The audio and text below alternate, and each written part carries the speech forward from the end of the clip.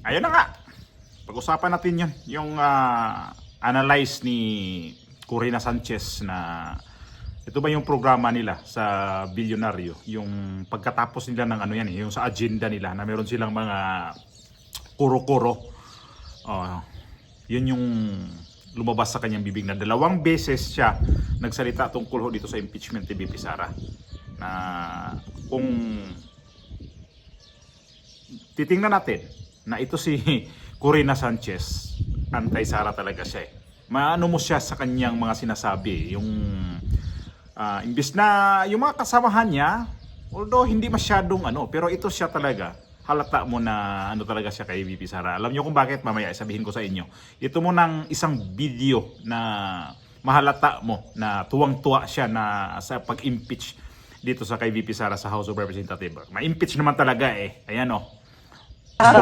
Your outfit is unimpeachable.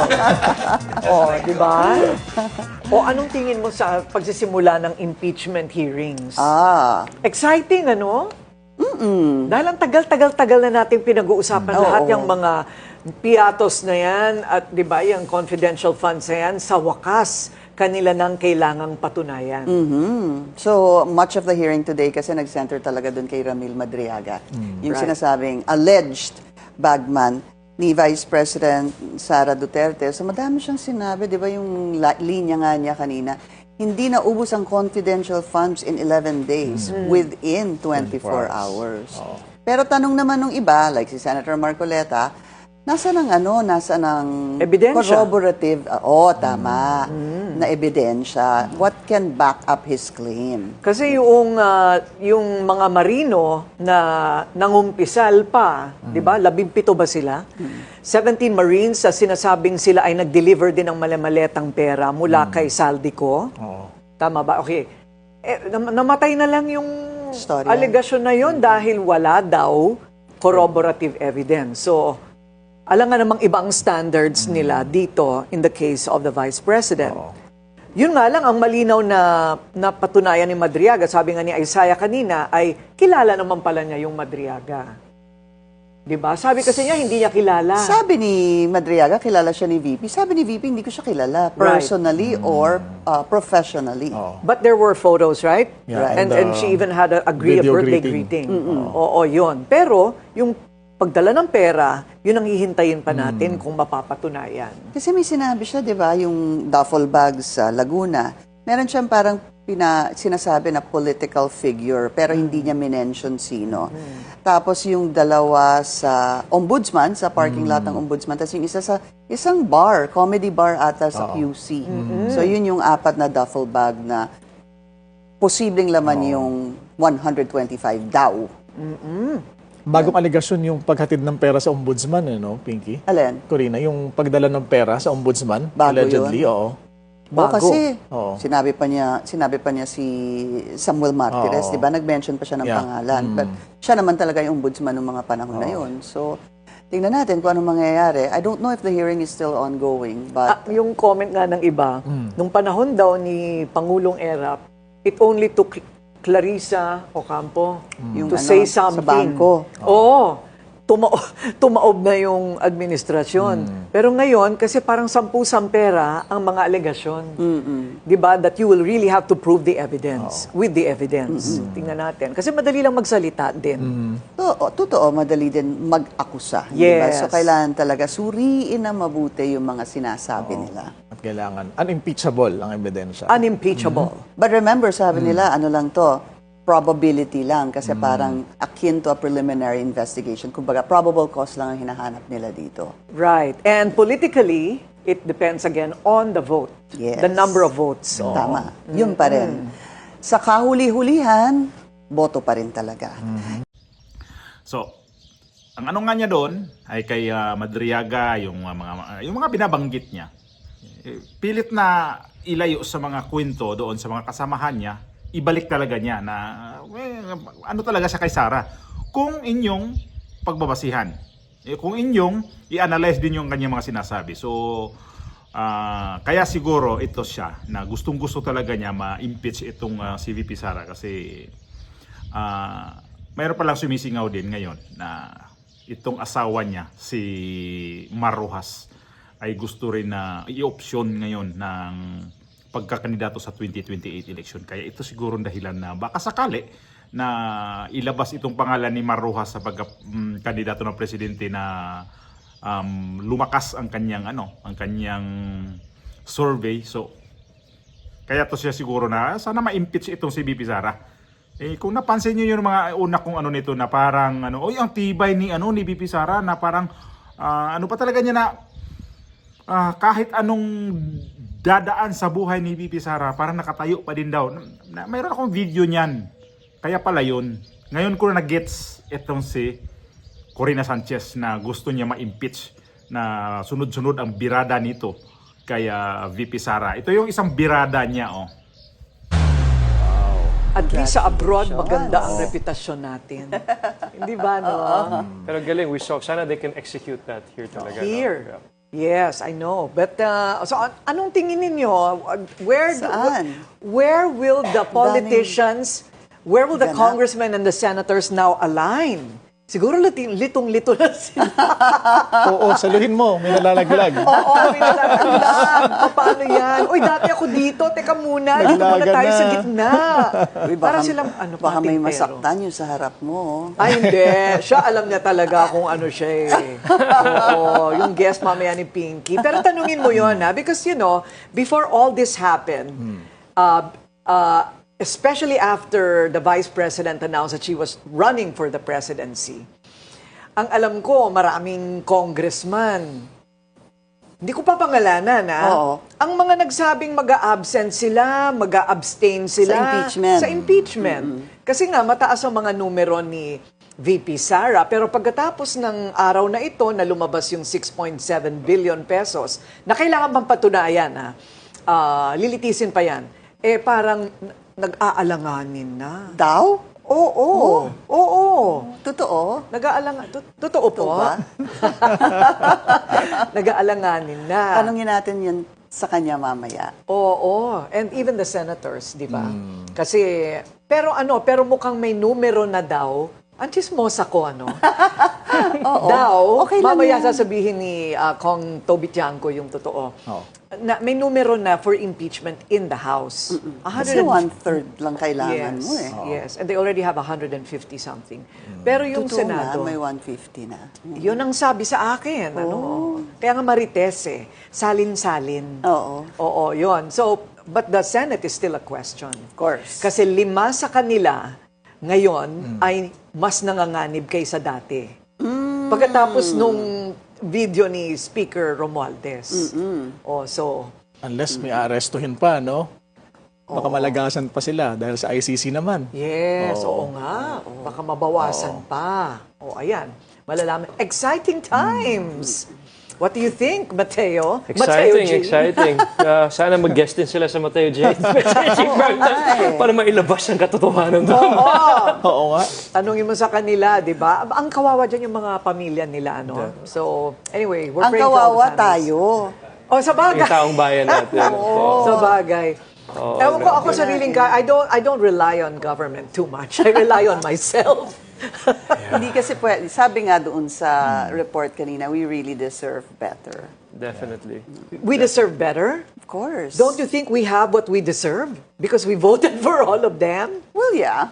Oo. Well, that's also an argument. an argument. But even if we voted for them, we deserve better roads, better education, better Healthcare. housing, lahat yun. Better healthcare, exactly. More so yan. Kaya Yan yung po, mga I kailangan think natin. Willard for president.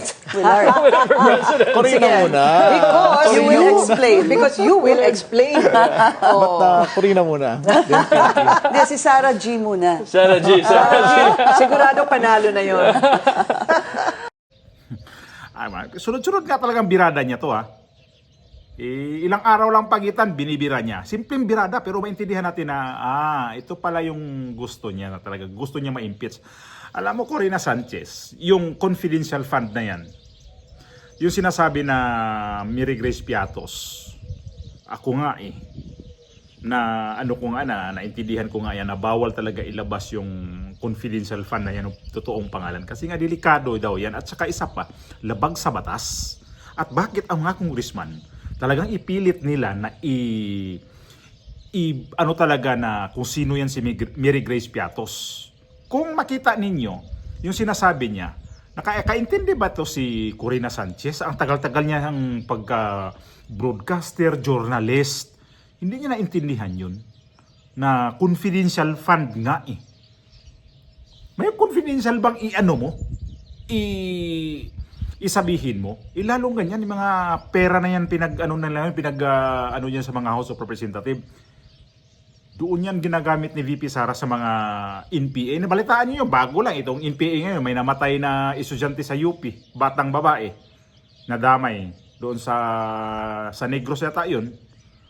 So, ito yung against sa mga confidential fund. Kaya gusto nila talaga ilabas yung pangalan na yung Mary Grace Piatos, yung Yuyu Bilyamin, sino pa yung mga pangalan dyan na mga kasi gusto nilang malaman kung bakit doon napunta yung mga pangalan na yun. At kung matitrace nila yan, malalaman nila yan, labag daw ho sa batas yan. Hindi talaga pwede nilang ilabas ang pangalan na yan.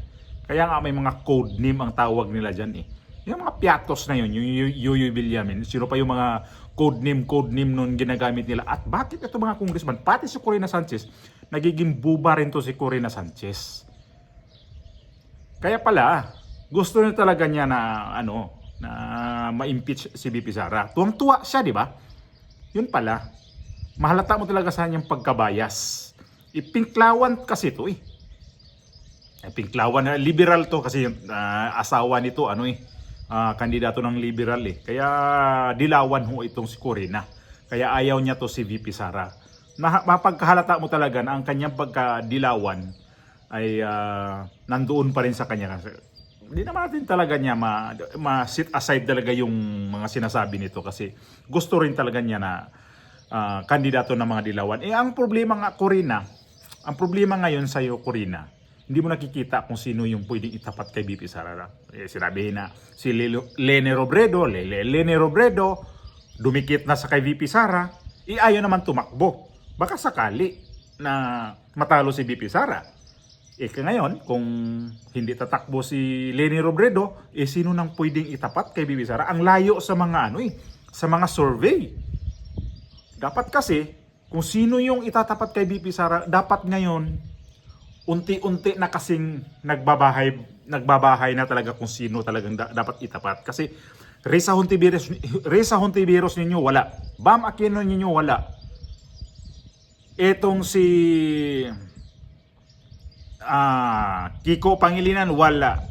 Wala eh. Sino pa yan? Yung si Torre, lalo.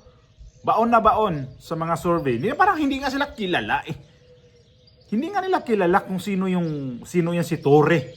Nakilala lang si Torre nung nanghihila sa dating presidente ng kabastusan ng ginawa nun. Kung hindi ginawa yun, wala, paano makikilala to si Torre? Yung ginawa niyang haras sa KOJC, doon na nakilala si Torre. Kung papasok to sa politika, hindi siya makilala. Kaya ngayon, tagilid talaga ang oposisyon dito sa laban ngayon. Dahil sa tagilid ang oposisyon, ito si Corina Sanchez ngayon, tuwang-tuwa dito sa nangyari kay VP Sara. Halata ka na ha. Halata ka na. Kung wag kayong manira. Kung mag-eleksyon lang talaga ng totoong walang dayaan, walang tawag nito, walang siraan diyan, walang impeachment na yan. Ay nako. Wala, kahit naman hindi na mag-eleksyon. Kahit ba sabihin natin, yung lugar na, ibigay natin sa ganito. Wala na. Panalo talaga si VP Sara. Ganyan ang ginagawa ninyo na matutuwa kayo na itong si VP Sara ngayon na pilay ngayon sa House of Representatives dahil sa impeachment, dahil sa mga kasinungalingan niya ng mga ni Madriaga, yung mga na yon. Yung tama naman yon, yung napansin nila yung 18 Marines na hindi daw pinapansin din. Tama yon. Kaya lang, masyado kang halata kasi, Corina. Kung saan ba talaga ang mo ngayon na yung dilawan ninyo pati nga si Drilon kapag sabi na hindi talaga matatalo si VP Sara sa ngayon ang eleksyon, hindi matatalo si VP Sara. Yan ang sabi ni Drilon. Kahit sinong ibabangga mo dyan. Kaya unti-unti ninyo talagang sinisira itong babae na tong si taga Mindanao. Nako, kasi alam nyo naman kasi talaga kapag yan ang mananalo, baka yung bilyonaryo news channel ninyo, baka mahalongkat kung anong mayroon dyan, ha? Kasi sobra kayong kubayas, ha? Kanya pala si Mateo, yung si Mateo Guadichili, nandyan pala ngayon sa bilyonaryo. Sana nga hindi ka bias, Mateo, dyan, ha? O, yung ano nga niya, mukha nakaganon, kay Corina. Habang nagsalita si Corina. So, anong tingin ninyo?